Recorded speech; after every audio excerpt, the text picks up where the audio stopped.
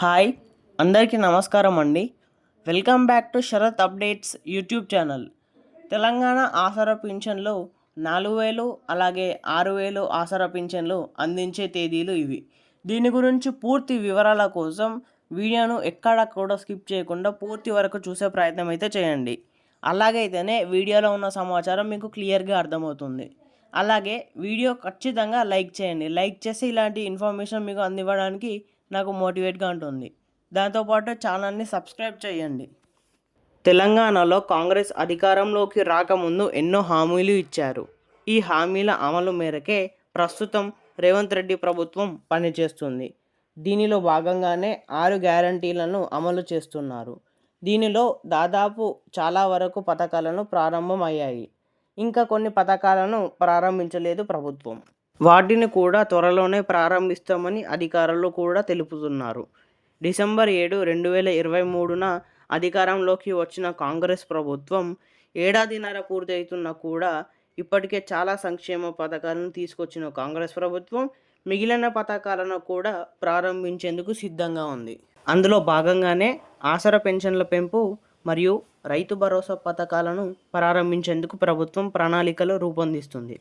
గత ప్రభుత్వం ఆసరా పింఛన్ల కింద 2016లో దివ్యాంగులకు 3,016 అందించగా, కాంగ్రెస్ తన ఎన్నికల హామీల ఆసరా పెన్షన్లను 4,000 అలాగే దివ్యాంగుల పెన్షన్లను 6,000కు పెంచుతామని చెప్పింది. ఇప్పుడు ఈ హామీలను నెరవేర్చేందుకు ప్రభుత్వం కసరత్తు చేస్తున్నట్టు తెలుస్తుంది. మే 30 తారీఖులోపు ప్రతి ఒక్క అర్హుడైన లబ్ధిదారుడి ఖాతాలో ప్రతి ఒక్క జిల్లాలో ఈ పెన్షన్ డబ్బులు జమ చేస్తాము అని ప్రభుత్వం అయితే చెప్పింది. అదేవిధంగా రైతుల సంక్షేమానికి కట్టుబడి రైతు భరోసా పథకం కింద ప్రతి ఏటా ఒక్కో ఎకరానికి 15,000 అందిస్తామని ఎన్నికల సందర్భంగా ప్రకటించారు. ఈ పథకాన్ని అమలు చేస్తూ రైతులలో విశ్వాసం పెంచుకోవాలనుకుంటుంది కాంగ్రెస్ ప్రభుత్వం. ఈ పథకాల అమలు ద్వారా పేదలు, రైతులు, దివ్యాంగులు వంటి పలు వర్గాలకు ఉపశమనం కలిగించడమే ప్రభుత్వం ప్రధాన లక్ష్యంగా ఉంది. కాంగ్రెస్ ప్రభుత్వం మరింత మద్దతు పొందే అవకాశం ఉందని విశ్లేషకులు భావిస్తున్నారు. ఆసరా పెన్షన్ల లబ్ధిదారుడి ఖాతాల్లో రంగారెడ్డి, హైదరాబాద్, నల్గొండ జిల్లాలో అధికంగా ఉన్నారు. పెంచిన పెన్షన్లు అమలు ఎప్పుడు చేస్తారా అని ఎదురు చూసిన వారికి ఇది ఎంతో ఉపశమనం కల్పిస్తుంది. దివ్యాంగులకు ఎంతో ఆసరాగా నిలువస్తుంది. ప్రభుత్వం తీసుకున్న ఈ నిర్ణయానికి ఈ జిల్లాల ప్రజలు సంతోషం వ్యక్తం చేస్తున్నారు. చేయూత పథకం ద్వారా లబ్ధి పొందే వర్గాలు వారికి లభించే పింఛన్లు ఇవి. చేయూత పథకం కింద వివిధ వర్గాలను వారికి నెల నెల ప్రభుత్వం నుండి పెన్షన్లు అందజేస్తారు. ఆ పెన్షన్ల వివరాలు: వృద్ధులు 65 ఏళ్ళు అంతకంటే ఎక్కువ ఉన్నవారికి 4,000, వితంతువులు అంటే భర్త మరణించిన మహిళలకు నెల నెల 4,000 చొప్పున వారి ఖాతాలో జమ చేస్తారు. దివ్యాంగులు 40% లేదా అంతకంటే ఎక్కువ వైకల్యం ఉన్న వారికి నెల నెల 4,000 చొప్పున జమ చేస్తారు. ఒంటరి మహిళలు, ఎవరి మద్దతు లేని మహిళలకు 4,000, బీడీ కార్మికులకు, బోధనేతర సిబ్బంది, డయాలసిస్ రోగులు, ఎయిడ్స్ వ్యాధిగ్రస్తులకు ప్రతి నెల వారి ఖాతాల్లో 4,000 చొప్పున ప్రభుత్వం డబ్బులు జమ చేస్తుంది. చేయూత పథకం కింద పెంచిన పెన్షన్ మొత్తాన్ని ఇస్తున్నారా లేదా అని అయితే ప్రశ్నలు అయితే వస్తున్నాయి. దీనికి తెలంగాణ రాష్ట్రంలో వృద్ధులు, ఒంటరి మహిళలు, వితంతువులు తదితరులకు ఇచ్చే పెన్షన్ మొత్తాన్ని రెట్టింపు చేస్తామని కాంగ్రెస్ పార్టీ ఎన్నికల సమయంలో హామీ ఇచ్చింది. చేయూత పథకం పేరుతో ఈ కార్యక్రమాన్ని రూపొందించారు.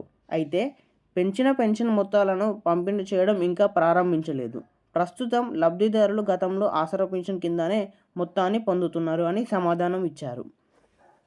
చేయూత పథకానికి ఆన్లైన్లో దరఖాస్తు చేసుకోవచ్చా అని ఒక ప్రశ్న వస్తే దానికి ప్రస్తుత ప్రభుత్వం చేయూత పథకానికి దరఖాస్తు చేసుకునేందుకు ఆన్లైన్ విధానం అందుబాటులో లేదు. చేయూత పథకానికి సంబంధించిన దరఖాస్తు ఫామ్లను ప్రజాపాలన కేంద్రాలు, గ్రామ పంచాయతీ మండలాలు, మండల పరిషత్ కార్యాలయం, మున్సిపల్ కార్యాలయాల నుండి ఈ ఫామ్లు అయితే పొందవచ్చు. పెన్షన్ మొత్తాన్ని లబ్ధిదారుడికి బదులుగా కుటుంబ సభ్యులు లేక మరెవరైనా తీసుకోవచ్చా? కొన్ని ప్రత్యేక పరిస్థితుల్లో అధికారుల అనుమతితో లబ్ధిదారుడికి బదులుగా కుటుంబ సభ్యులు పెన్షన్ తీసుకునేందుకు అనుమతి ఇస్తారు. సాధారణంగా అయితే లబ్ధిదారుడు స్వయంగా పెన్షన్ తీసుకోవాలి. పెన్షన్ పంపిణీ చేసిన అనంతరం లబ్ధిదారుడి నుండి ప్రభుత్వ సిబ్బంది వేలిముద్రలు కూడా సేకరిస్తారు. వరుసగా 3 నెలల పాటు లబ్ధిదారుడు స్వయంగా పింఛన్ తీసుకోకపోతే పథకం నుండి తొలగించే ప్రమాదం కూడా ఉంది. అక్రమాలను అరికట్టడం, జవాబుదారీతనం, లబ్ధిదారుడి భద్రత కోసం ప్రభుత్వం ఈ నిబంధనలను విధించింది.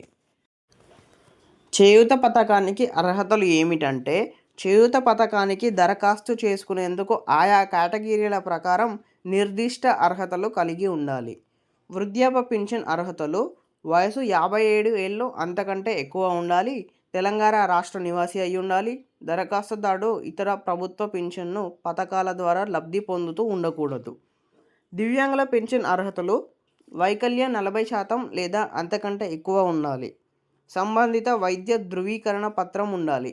వయస్సు నిబంధన లేదు. వయసుతో సంబంధం లేకుండా వైకల్యం ఉన్న ఎవరైనా దరఖాస్తు చేసుకోవచ్చు. తెలంగాణ రాష్ట్ర నివాసి అయి ఉండాలి. దరఖాస్తుదారుడు ఇతర ప్రభుత్వ పింఛన్ల పథకాల ద్వారా లబ్ధి పొందుతూ ఉండకూడదు. వితంతువుల పెన్షన్ అర్హతలు: వితంతువు అయి ఉండాలి. భర్త మరణ ధృవీకరణ పత్రం ఉండాలి. తెలంగాణ రాష్ట్ర నివాసి అయి ఉండాలి. ప్రభుత్వ ఇతర పింఛన్ పథకాల ద్వారా లబ్ధి పొందుతూ ఉండకూడదు. ఒంటరి మహిళల పింఛన్ అర్హతలు: వయసు 18 ఏళ్ళు లేదంటే అంతకంటే ఎక్కువ అయి ఉండాలి. ఎవరి మద్దతు లేని కుటుంబ పోషణ బాధ్యత కలిగిన మహిళలు దీనికి అర్హులు. తెలంగాణ రాష్ట్ర నివాసి అయి ఉండాలి. ప్రభుత్వ ఇతర పెన్షన్ పథకాల ద్వారా లబ్ధి పొందుతూ ఉండకూడదు. బీడీ కార్మికుల పెన్షన్ అర్హతలు: వయసు 18 ఏళ్ళు లేదంటే అంతకంటే ఎక్కువ అయి ఉండాలి. గుర్తింపు పొందిన బీడీ పరిశ్రమల్లో కార్మికులుగా పనిచేస్తూ ఉండాలి. తెలంగాణ రాష్ట్ర నివాసి అయి ఉండాలి. ప్రభుత్వ ఇతర పెన్షన్ పథకాల ద్వారా లబ్ధి పొందుతూ ఉండకూడదు. ఎయిడ్స్ వ్యాధిగ్రస్తుల పెన్షన్ అర్హతలు: హెచ్ఐవి లేదా ఎయిడ్స్తో బాధపడుతున్న వాళ్ళు వీరికి ఈ పెన్షన్కి అర్హులు. వయోపరిమితి నిబంధన లేదు. తెలంగాణ రాష్ట్ర నివాసి అయి ఉండాలి. ప్రభుత్వ ఇతర పెన్షన్ పథకాల ద్వారా లబ్ధి పొందుతూ ఉండకూడదు. డయాలసిస్ బాధితుల పెన్షన్ అర్హతలు: దీర్ఘకాలిక మూత్రపిండ వ్యాధితో బాధపడుతూ డయాలసిస్ చేసుకుంటున్న వారు దీనికి అర్హులు. వయోపరిమితి నిబంధన లేదు. తెలంగాణ రాష్ట్ర నివాసి అయి ఉండాలి. ఇతర ప్రభుత్వ పెన్షన్ల పథకాల ద్వారా లబ్ధి పొందుతూ ఉండకూడదు.